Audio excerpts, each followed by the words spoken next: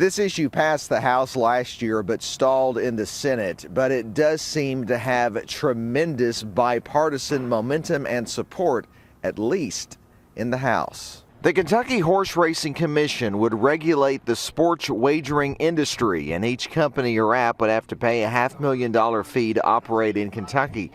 Most of the surrounding states already have legal sports wagering, and some who voted for it in committee said they were against gambling in principle, but they want to see it regulated. It would allow betting on college and pro events both in person at track-owned facilities and on computers, tablets, or phones through apps. The bill before you today will put this industry in a legal and regulated status so that everyone knows what the framework is, what the regulation is. It is a form of financial fraud that sees the government partner with wealthy gambling interests to the harm of its own citizens.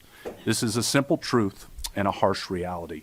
Time is running short as this legislative session is set to end at the end of March, and not all of the remaining days will be days that they can vote on legislation, as they will break for a veto session.